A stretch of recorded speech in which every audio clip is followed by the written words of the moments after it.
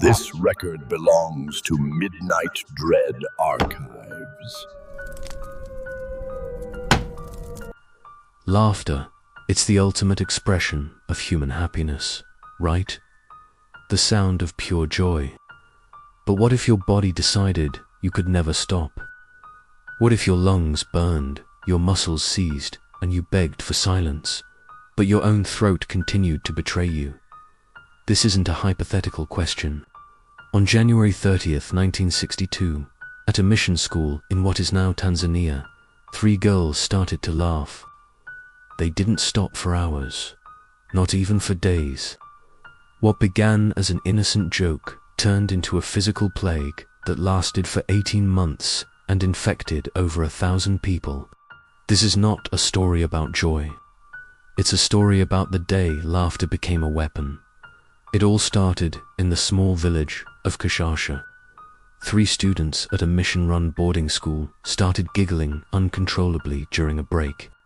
At first, the teachers just thought it was normal schoolyard fun, maybe a little bit of indiscipline.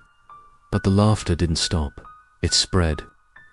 By the end of the day, an astonishing 95 out of the 159 students were laughing.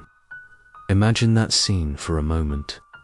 An entire school just taken over by this overwhelming, cacophonous sound of laughter. But if you looked closely, you'd see the horror behind the sound. The girls weren't happy. They were crying. Tears streamed down their faces as their bodies were racked with laughter.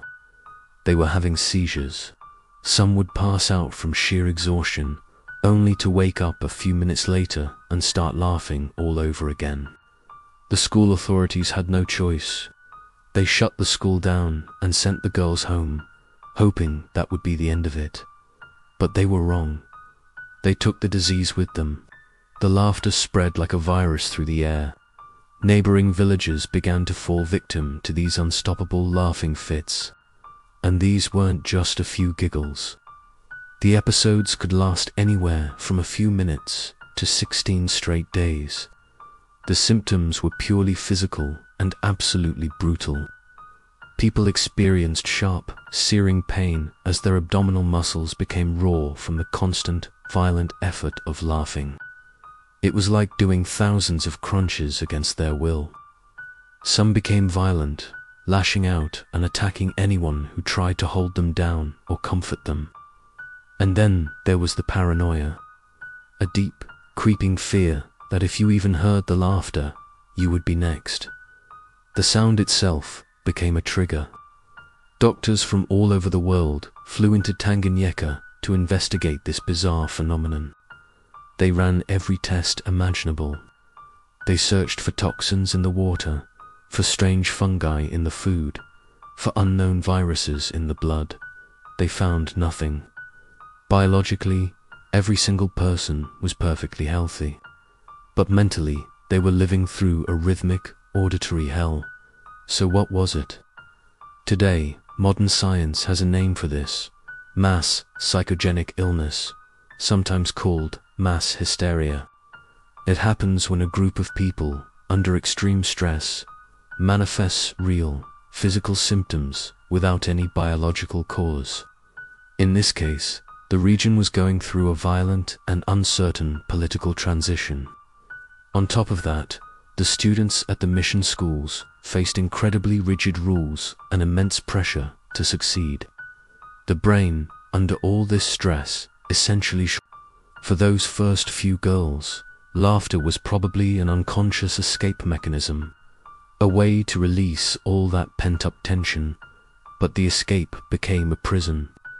It created a terrifying feedback loop, where the sound of a neighbor's uncontrollable laughter would trigger another person's episode, and then another and another. It was like corrupted software running on human hardware, a contagious psychological glitch that swept through communities. The epidemic vanished just as mysteriously as it had appeared, a full 18 months after it began. No one died directly from laughing, but the psychological scars left on the region never truly healed. The memory of that time, when the sound of joy became a sound of terror, lingered for generations. So the next time you in a public place and you hear someone laugh a little too loudly or for just a little too long, pay attention. See if that person's eyes match the sound coming from their mouth. Because the control you think you have over your own body, over your muscles and your lungs, is much more fragile than you can possibly imagine. And remember, as the people of Tanganyika learned in the most terrifying way possible, laughter is contagious. Always. Thanks for watching. If you enjoyed this video, please give it a like and subscribe to the channel for more content like this.